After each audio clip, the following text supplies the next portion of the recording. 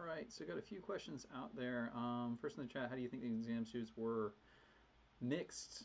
I thought it was weird. Your discussion board last week was like literally one of the exam questions. So the one about converting the amine to the phenol and then doing the Kolbe-Schmidt reaction to form the carboxylic acid, that was like 25 points on the exam, and the discussion board went through how to do that. Also, for part one and part two, the guided synthesis, it was the same reaction twice. You took made the azo complex, and then you converted that to whatever product it was asking for.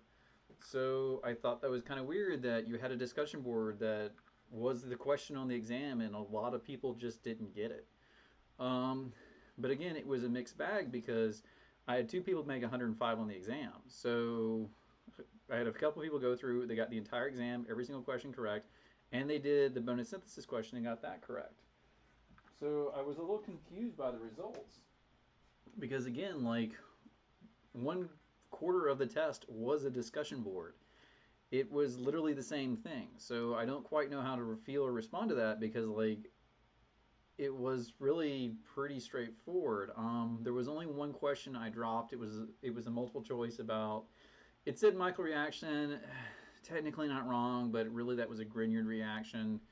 So I kind of dropped it. A lot of people got it right, but I figured if you're going to get nitpicky on the exam, you can nitpick that yes, in fact, it isn't truly a microreaction. It's really a Grignard reaction, and depending on if you view it as Grignard, what it does to a carbonyl attack versus an attack on the double bond. So I dropped that because, yeah, probably not going to get that type of nuanced argument, but you would be technically correct to argue that that wasn't the reaction that was being asked for. I need to specify that it was, I need to actually use a microreaction that was pretty big and bulky. But other than that, like, the naming was really straightforward. The reactions, the Aldol condensations that were in there were very straightforward. I thought the multiple choice was pretty fair game in terms of what it was being asking for. And again, with the guided synthesis, it was the same reaction twice. It was azos, and you've worked with azos in the lab. You did an azo coupling reaction with about, what was it, 5 dyes that got made. And again, it was a discussion board question.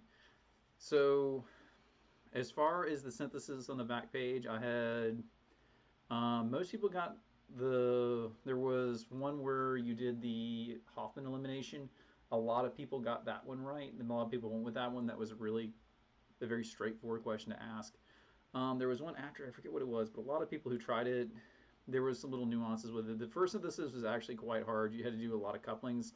In hindsight, that plus 10.1 was pretty difficult. But that said, a lot of people got the +5, a couple people got the +5 one just fine. So again, I don't know how to respond to those grades because again, like you had a discussion board that literally went over the concepts that were covered on that exam. But anyway, questions I got asked about, and these are 252 questions. Can you go over the interconversion of aldoses and ketoses between the linear and cyclic? So what we're forming here are hemiacetyls. And the goal here is to form a 5 or 6 membered ring. And the challenge with this is just simply counting. So let's look at an aldose. 2. And we'll keep these simple.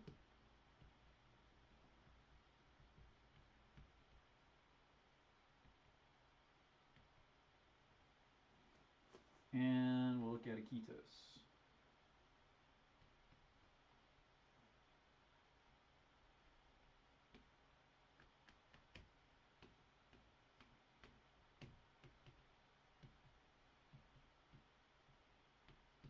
So with all these, the goal is to go to a 6-member ring if we can. If we can't do a 6-member ring, we would just do a 5-member ring. You'll probably notice, particularly the book and with a lot of my examples, these are cooked pretty hard to ensure that we don't have a lot of junk dangling off the ring. So what you do, you're going to have the contact here at the carbonyl. So I just start that as the number 1, 2, 3, 4, 5. And keep in mind, the oxygen here is going to form a bridging ester oxygen or ether oxygen. So the oxygen is going to be the 6th one. So 1, 2, 3, 4, 5, 6. And so what we'll end up generating is the 6-membered ring. So carbon 1 here is your ketose. Ooh, do it backwards. Oh well.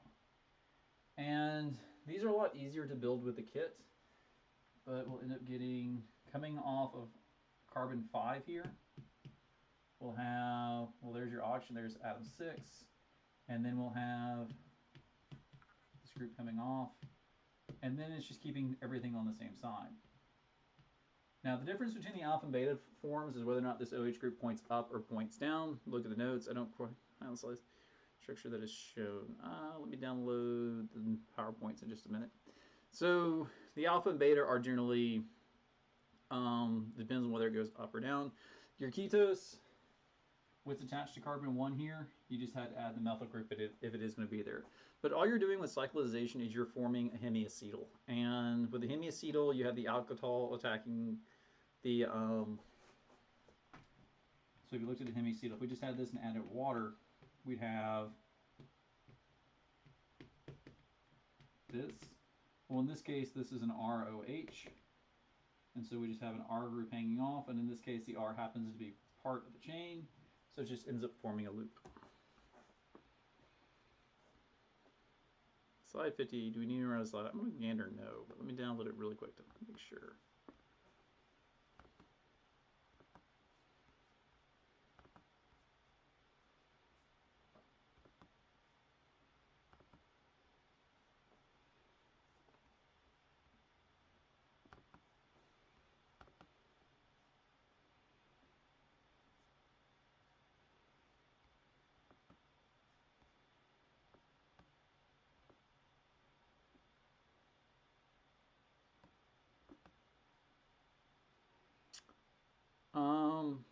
I should tell you, yes, you do need to memorize what a triglyceride is for the final. Actually, no, but we'll get to that. We'll talk about that more tomorrow in lab. But I would say you don't really need to memorize that. All right, next question.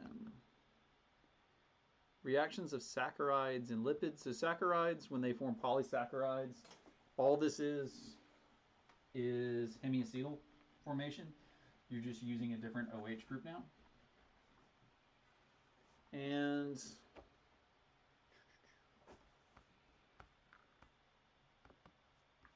two different browsers to handle whatever I'm dealing with. There you are. So for saccharides, we generally have sugars. These are really painful to draw.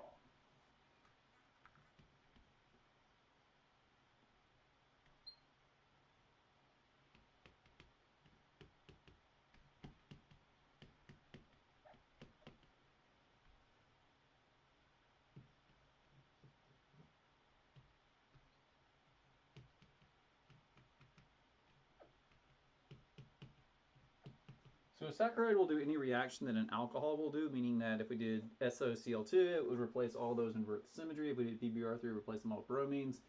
The only real one that's particularly of interest to biological molecules is when you get esterification. So this is just an acid-catalyzed alcohol dehydration, and we end up getting these bridging oxygens.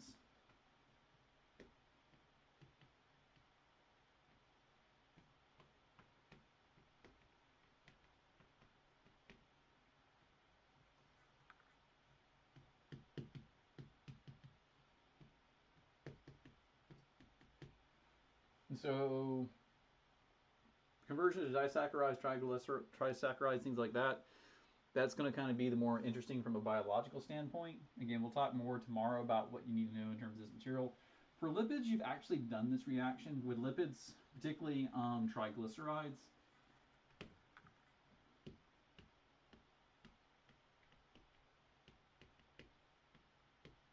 You did this when you did the saponification reaction. So with saponification, we had a strong base like hydroxide, and what we end up forming is propane, 1,2,3 propane triol, also known as glycerol, and we end up forming the fatty acids. And so when you did the saponification lab, R in this case, you were working with methyl benzoate.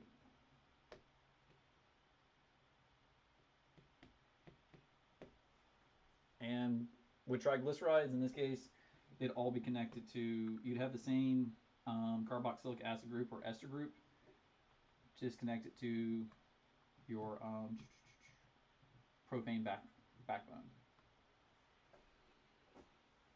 Analysis, pK and pH of amines. Slide 54.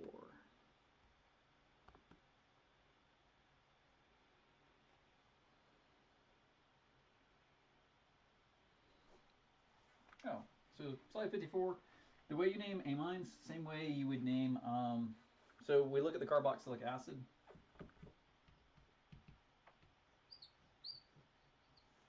So alpha amines. So we just number the, instead of numbering the carbons 1, 2, 3, 4, 5, 6, we just do them by the group letters. So alpha, beta, gamma, delta, epsilon. I'm ashamed, I should know this. Alpha, beta, gamma, delta, epsilon. More Greek letters trailing on. So if the amine's here, it's an alpha amine. Amine's here, it's a beta amine. If 3 carbons away, it's a gamma amine, delta, and so forth. So that's just what that naming refers to, is saying like relative to the carbon that contains the carboxylic acid group, where is the amine?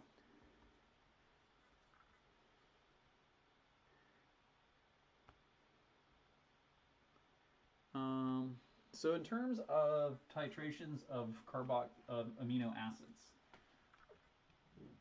if you go back to 152, we look at pH versus volume of base, and with a carboxylic we'll write a very generic amino acid here.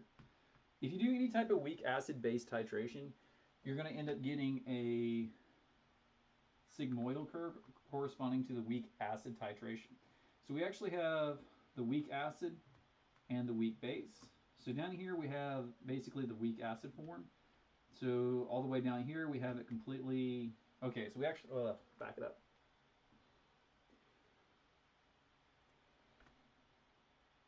So the first thing that can happen at a high pH, I'll talk about it. So the first thing this is going to do is lose carboxylic acid. The thing is that this is an acid and this is a base. So when we are at high pH, meaning a high concentration of H+, this is going to want to grab a hydrogen. So actually when we're all the way down here,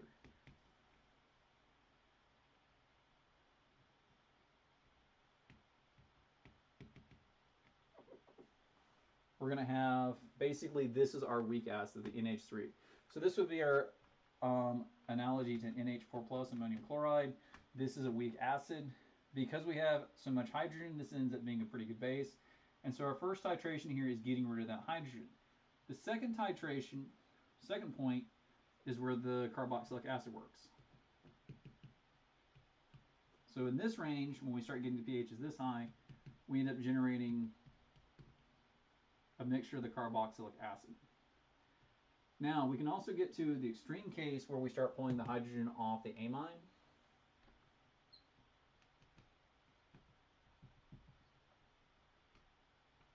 This is pretty hard to accomplish at low pHs, but the point between where it stops being an NH3 plus and starts losing, so this is a better base and this is an acid. Once this is used up and we start pulling off enough hydrogen that it actually starts pulling off the carboxylic acid, this will be what's called our isoelectric point. And at your isoelectric point, that's where you actually have what you've drawn in terms of the carboxylic acid.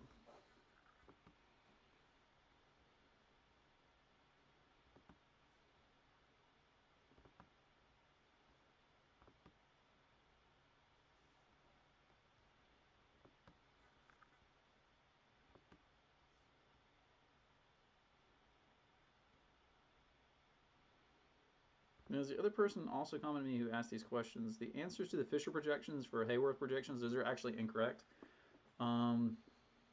Basically, yeah, I don't know what happened, but those Fisher projections are incorrect. The Haworth projections are correct, but the Fisher projections are not.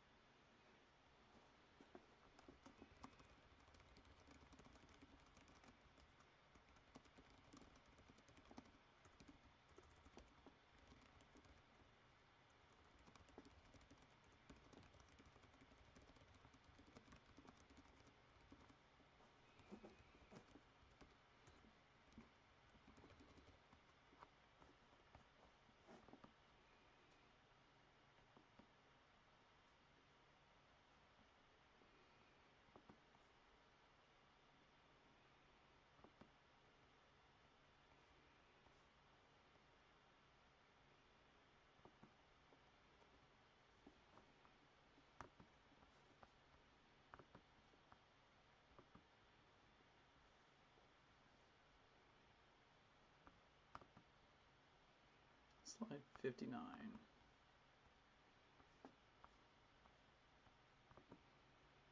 Ninhydrin. So the ninhydrin reaction is not what... No, I'm thinking this anthropomorphic reaction.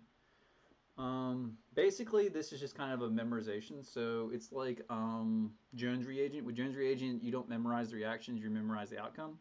So with ninhydrin, it only reacts with primary amines and beta amines. So if you have an alpha amine, so something attached to the first carbon, this would react to give you a violet dye, and if you have something attached to the second carbon, that would give you an orange dye. Otherwise, it just doesn't react. You don't really need to worry about the mechanism of ninhydrin. It's provided for completeness, but overall, it's not a particularly useful reaction to memorize.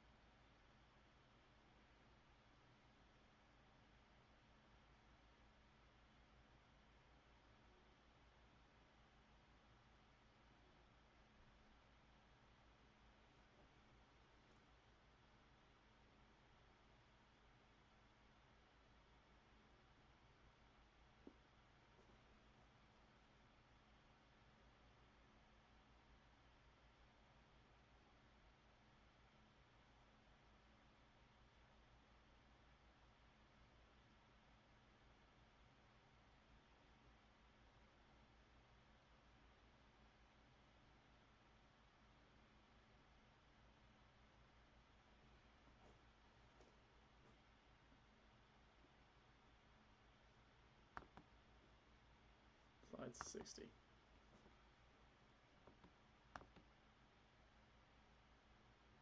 No one understands that reaction. Solvent test. So basically what happens with cysteine is that sulfur group is really good at leaving, and you do a very good job of forming the imide. Again, this is another one of those, like, you don't really need to worry about the mechanism. It's just mostly overall what you see. So again, it says cysteines react to the presence of Follin's reagent under basic conditions with sodium thionite. A red solution appears. That's all Follin's reagent tells you, is that you have cysteine present. It's one of the few, I think it's the only sulfur-containing amino acid. And so it's just kind of a unique test for cysteine. I think the Plum reaction is another one that's a test for cysteine. Yeah, so the Plum reaction. Plum reaction is actually a lot easier to run. I don't understand why your book talks about the Sullivan test. It's Follin's reagent. I'm sorry. So Follin's reagent, like, it's interesting, but Plum pretty easy to make in the lab.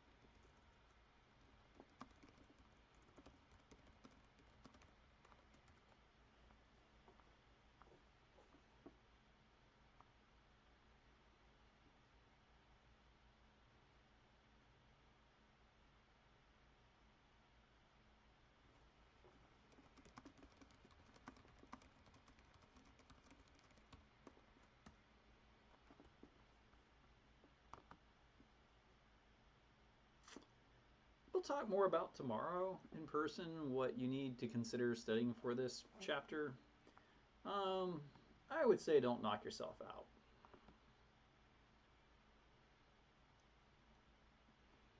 Like, if you didn't do the homework or any of the packets, I don't think it would really disadvantage you for the final exam.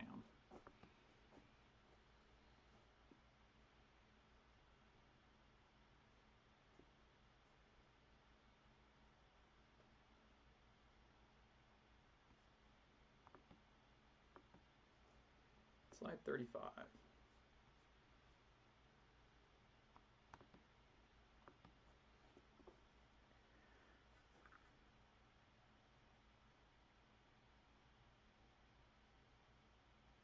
Yeah, this one was a hard one to draw.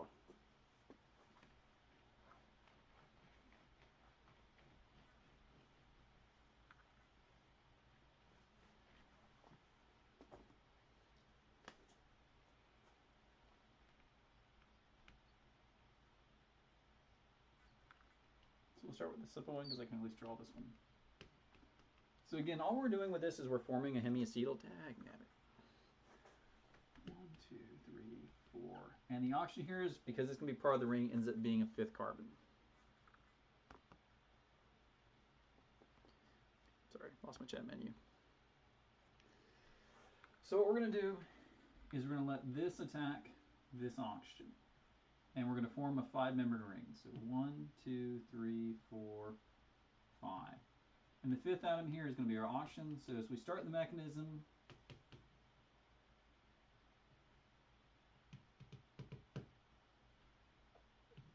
and I'm just going to draw this out. I've got carbon 1, 2, 3, 4, and my fifth atom here is the oxygen. Now what will happen is that in the presence of water, this hydrogen will get shuttled over and we end up forming the alcohol. But again, this is just a hemiacetal reaction. So if we have any carbonyl and we hit it with an alcohol, we reversibly form the hemiacetal. In this case, the R happens to be part of the chain.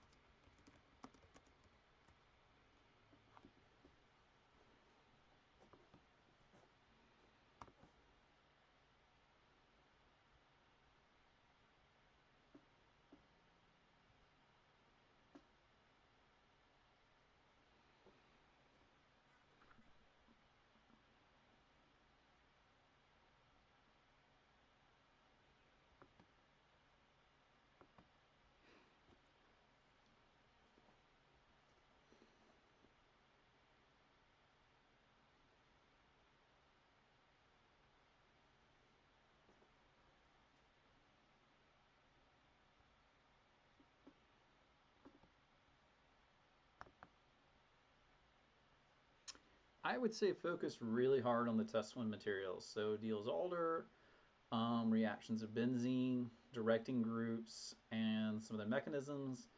I would say also you need to focus pretty hard on aldol condensation, the Wittig reaction, and oddly enough, I would say go back and brush up your knowledge of IR, NMR, and particularly 1H NMR and FTIR.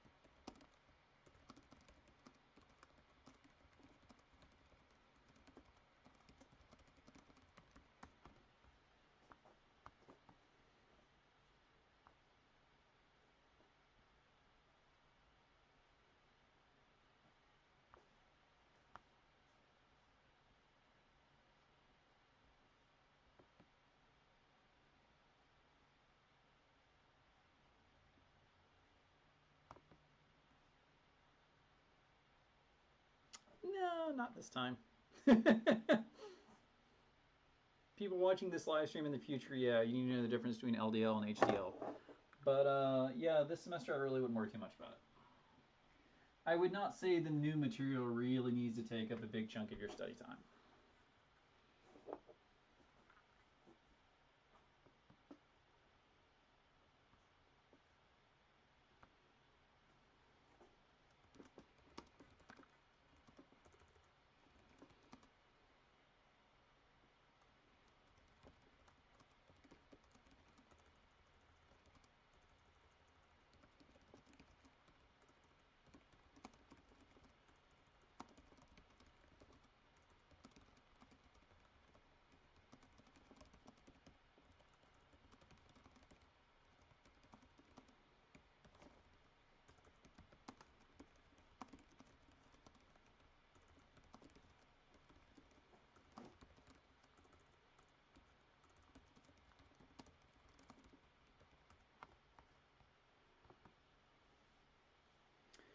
So,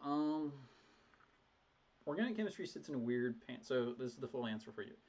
Organic chemistry sits in a weird position within chemistry. So it is the first true majors course you take as a chemist if you were studying for chemistry.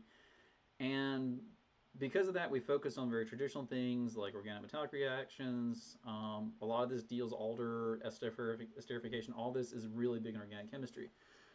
But that was chemistry as a pure chemistry field back in the 1940s, 1950s, 1960s. So colleges increasingly began to require med school majors to take organic chemistry. The claim is that they needed to understand all the bio aspects of medicine. You can argue the merits or demerits of this, but that's what happened. People have argued that it is simply a weed out course because organic chemistry is so hard, that there's finances behind it. Yeah, there's a lot going on. But the big picture is that sometime about the 90s, pre-med started needing to take organic chemistry in order to apply to their bio programs. So this biochemistry began to slip into the organic curriculum chemistry to serve the med majors who were taking the courses. And it is, particularly in the textbook, it's this weird left turn or right turn. Like, it's just a really weird divergence from the rest of the book, because but even with Carey, as theoretical and high level as it is, like the back 3 or 4 pages are just kind of all like, suddenly here's biomolecules. And you look at the attempt to kind of connect it to organic chemistry as a field. Like, here's a cyano reaction that you can use to extend the carbon chain, extend the sugar by 1 carbon. It's like, that's interesting, but not practical. No one would ever want to do this. Basicity of amines. Sure. So, finish up with this weird little diatribe. So, we are currently trying to address this in the course because, yes, this is completely out of nowhere that we cover this, and it seems like this weird chapter that doesn't seem to connect to anything else. The plan, what I'll be working on this summer while I'm teaching summer courses, is taking the biomolecules and kind of blending them in as case studies. So you'll learn about reactions of aldols and hemiacetyls, and then we'll talk about, oh, by the way, this is what saccharides and disaccharides and trisaccharides can do, or they also do this. But we're going to pull a lot of the emphasis off of the, like, Chapter 5, Test 5 unit standalone biomolecules. We're also going to kind of pull out some of these things like the anhydride test, anthropomorphic test, a lot of these very biospecific reactions, because quite frankly, they don't really come up in organic chemistry, they come up in biochemistry. So we are looking to redesign. The big reason we have to do this is that if you look at the core student learning outcomes, the last, and I'm looking at them right now because I'm in discussion with a colleague with it about right now, questions 27 through 38 in the syllabus. These are all biomolecules, and it's not particularly like useful. It doesn't really connect to the rest of the material. So we're trying to find a way to address this. Anyway, basicity of amines. A few things to consider. What we're looking for are electron rich.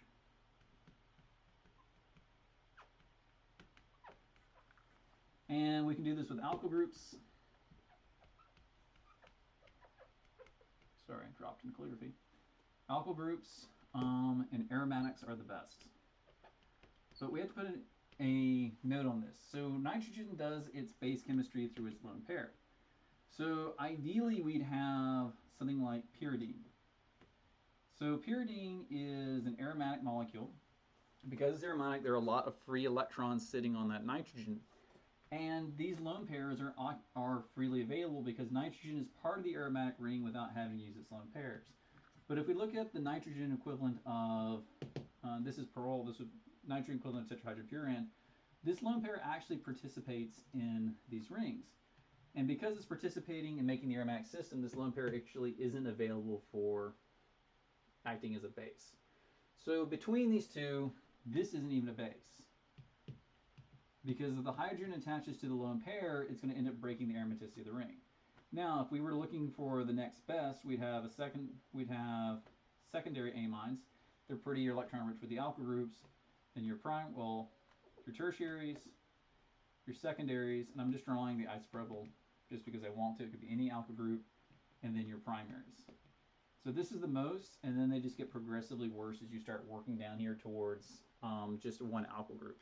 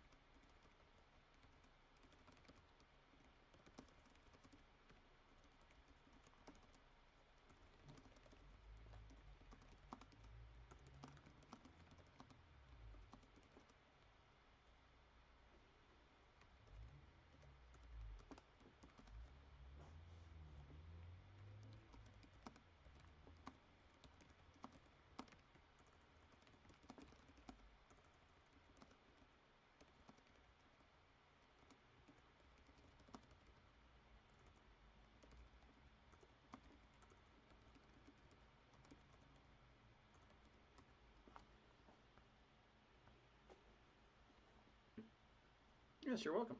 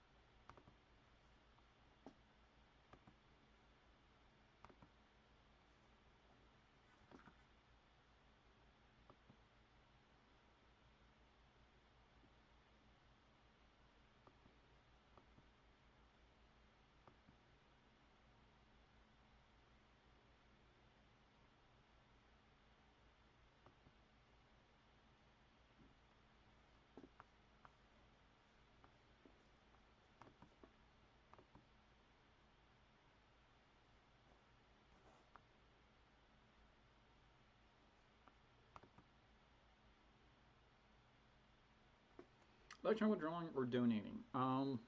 These are going to fall into two categories. Well, okay, not really.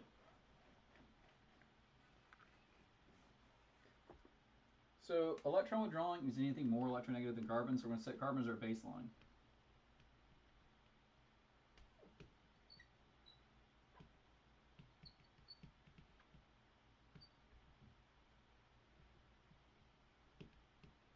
So this would be oxygen, halogens, even iodine.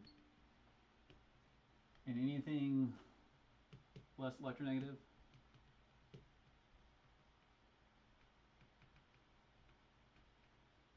So supposed to be hydrogen, and we're going to put other carbons in here. It's not that they're less electronegative, it's just that they share electrons more than anything else. And so if we're looking at electron withdrawing, there's going to be anything where carbon is bound to something more electronegative than itself, and then an electron donating is going to be anything where it's bound to anything less electronegative than itself. Now with amines, the other thing we need to consider is aromaticity. And the reason why aromaticity is going to show up here is that these are free electrons. So any electrons in an aromatic ring are so much information. So any because we have delocalized electrons associated with aromaticity, this tends to give rise to what's going to look like a lot more electron donating than what the carbons and hydrogens would do by themselves. So if we're looking at amine reactivity, the question is, what is the amine doing? Is the amine acting like a acid or a base? So if it's acting like a base, the goal here is to throw a ton of electron density onto the lone pairs. Now you may say, well, hydrogen is less electronegative than carbon. Why would carbon make this a better base? And the reason being is that even though nitrogen's not as, the difference between hydrogen and nitrogen isn't nearly as big, the thing is the carbon can suck up a lot more hydrogens. So by adding these carbon chains, we're basically creating extra sources for electron density for that nitrogen to pull away from, because it's still better than the carbon. It's still able to pull that electron density in.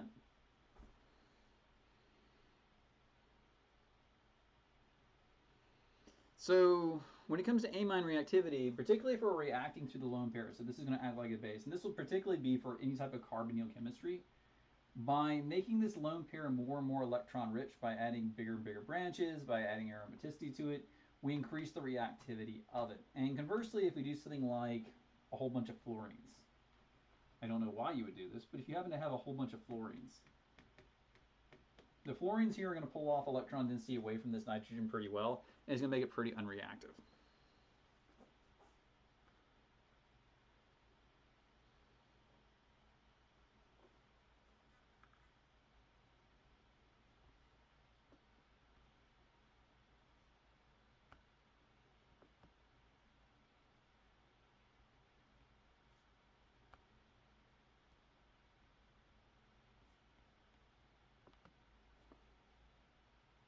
What you up to? Over here.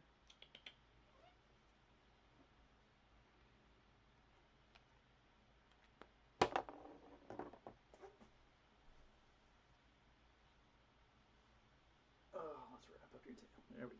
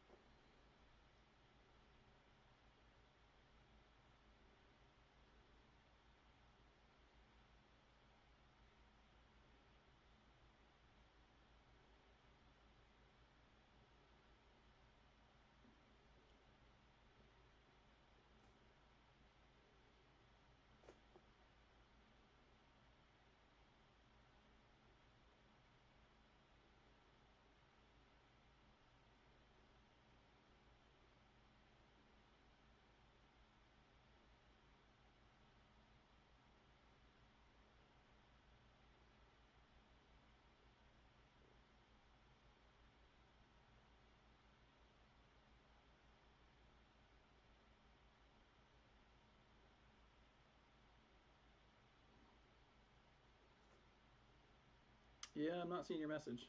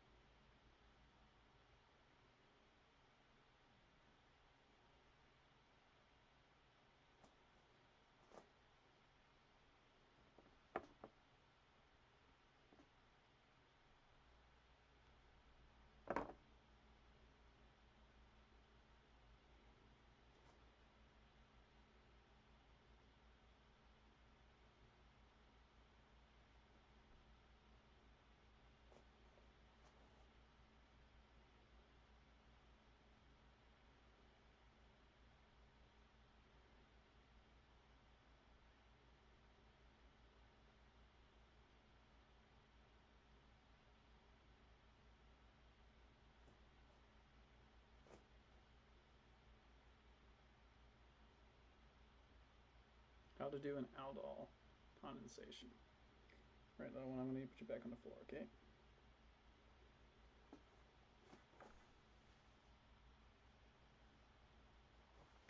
All right, so for an aldol condensation, you're going to have to keep yourself warm. There is the overall we'll talk about the reaction, then we'll talk about the end result. And we'll do a very simple aldol condensation. So for an aldol condensation, we end up generating an carbanion using a base. And this carbanion attacks the carbonyl carbon.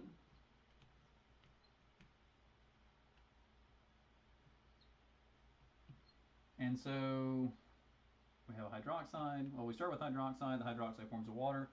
Oh, sorry.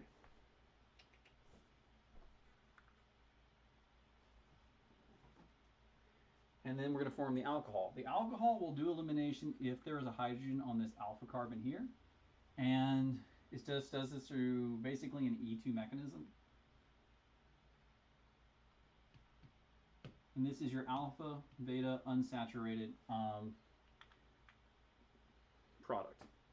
Now, overall, what happens? Well, if we look at the alpha carbon and we look at the carbonyl we're making, if we're going to do an aldol condensation, we're basically going to cut off this ketone and attach that double bond to the alpha carbon.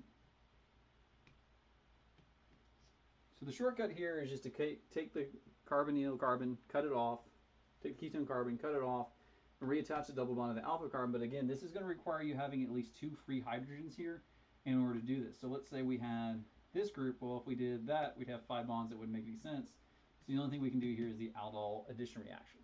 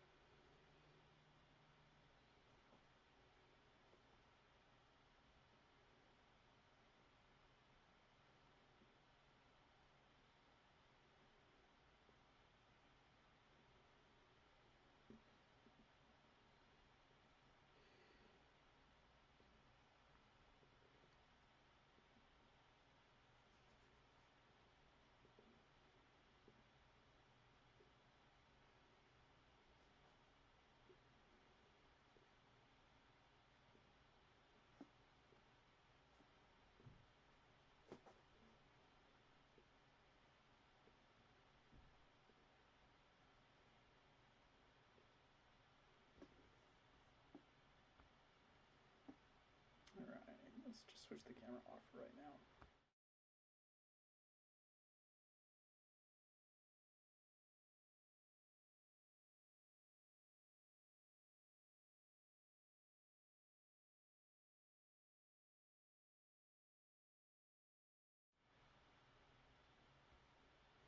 So why is chlorine electron withdrawing, but it's also an ortho-para director? This is where halogens kind of get debated as whether electron withdrawing or electron donating. It's a matter of how you view the reactions of benzene.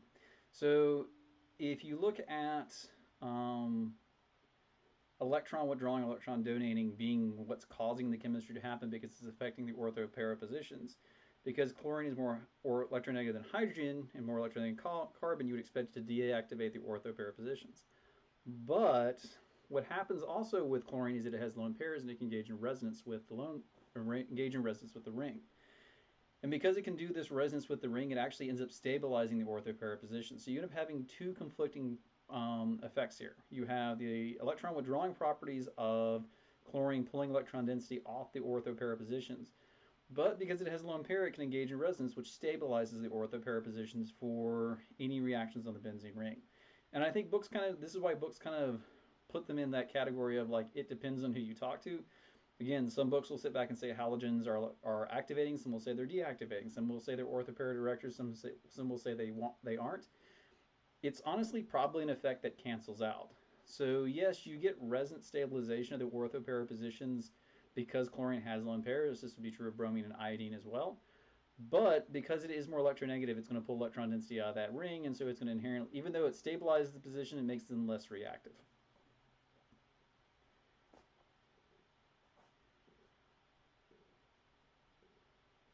But basically, you have a balancing of effects.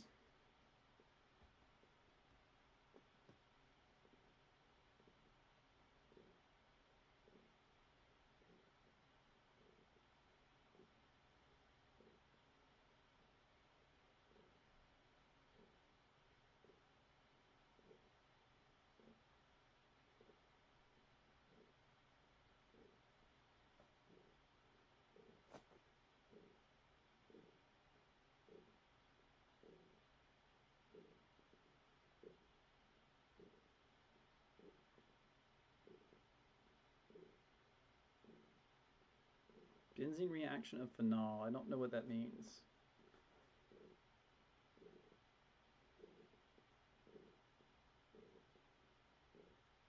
Generally speaking, phenol is going to be treated as activating on an ortho-para position because, again, even though it's more electronegative, it does do resonance stabilizations. But it's going to act like any other benzene derivative. You would just look up in a table whether it's an ortho-meta-para director, and we don't really focus too much on the electron donating, electron withdrawing, simply by merit of that's more of a practical issue. Even if you have a really strong, even if you do nitro groups, you can, if you run the reaction long enough, the reaction will occur. So trinitrotoluene takes a long time to make because you're increasingly pulling more electron withdrawing groups onto the ring. But it will happen. It may take 48 hours, but you can make TNT.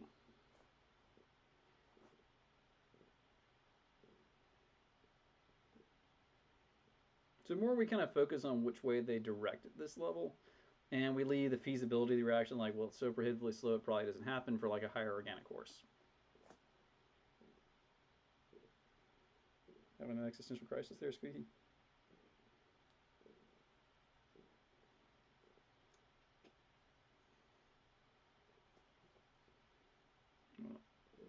Oh, there we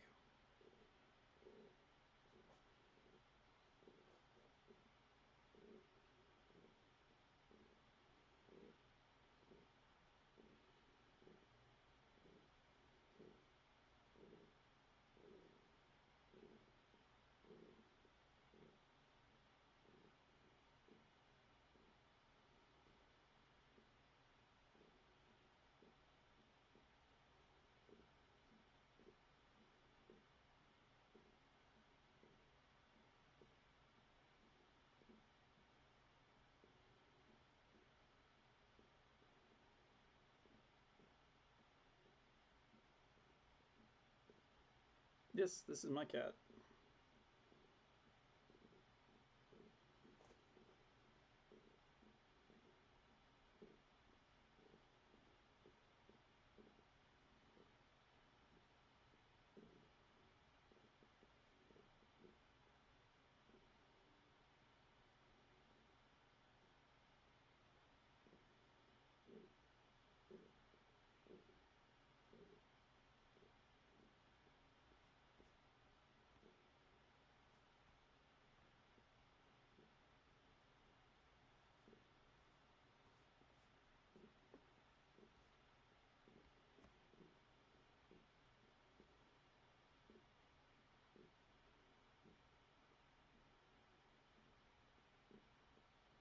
Her name is Squeaky. She's 17 years old, so she's getting to the point now she just kind of sits and screams for attention.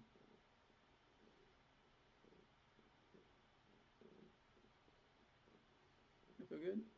Yeah.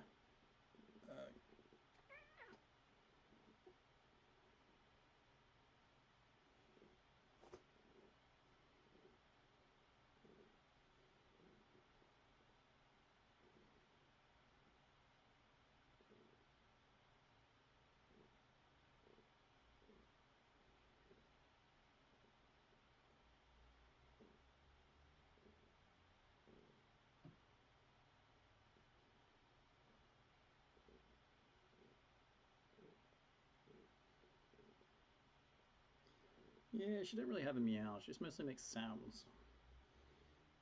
But yeah, a little hard to like not hold a senior kitty.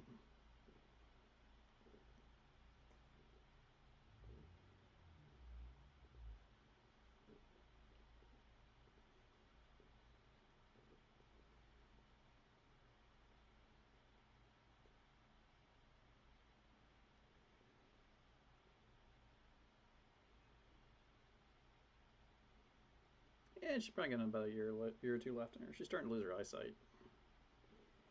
Her kidneys are starting to have issues, but man, 17 years is a good lifetime for a cat. She's had more world experience than a lot of people. She's lived in 2 different states, Northern and Southern California, as well as New Mexico.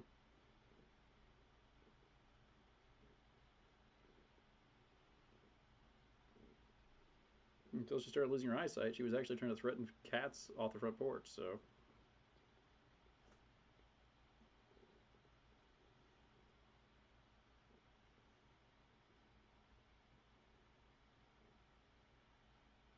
you ready to get down now?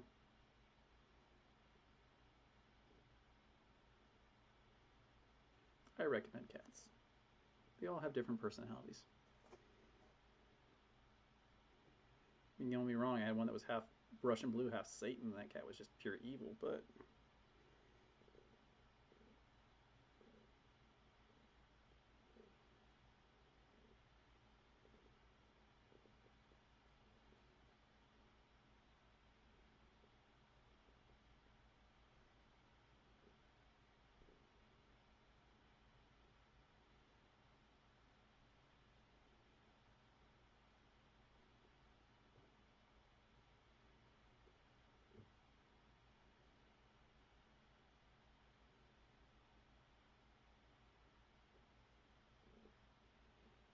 reposition you. Hold on. There we go.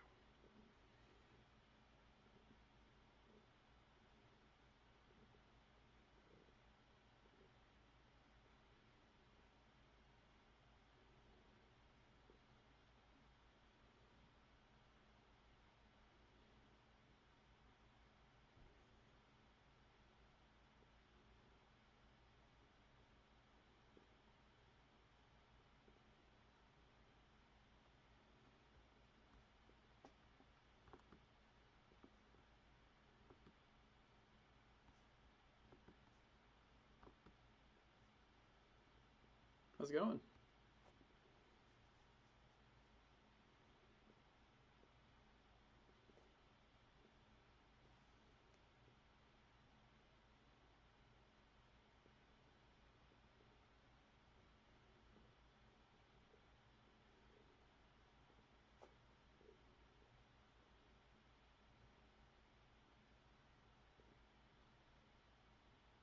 Final exams today. So for Orgo 2, I would say focus on test 1 material, and I would focus on reactions of benzene, Diels-Alder, pseudovitic pathways, and I would say focus on aldol condensation addition reactions, and oddly enough, I would say also focus on NMR, IR, and mass spec characterizations.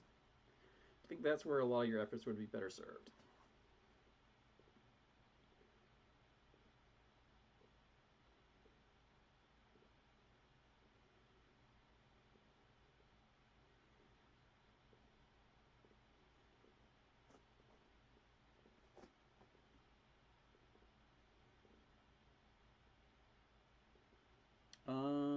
Any tricks? Not really.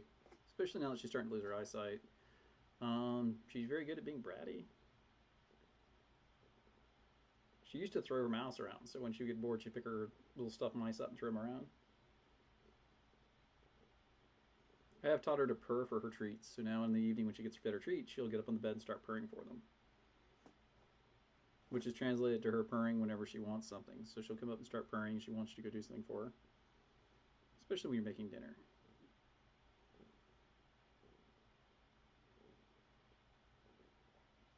But yeah, she's not really a trick cat.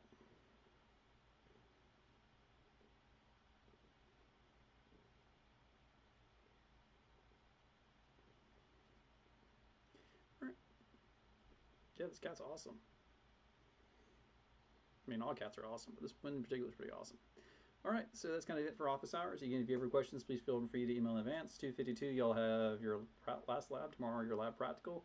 I'll also talk to you about the final exam, so I will see y'all tomorrow.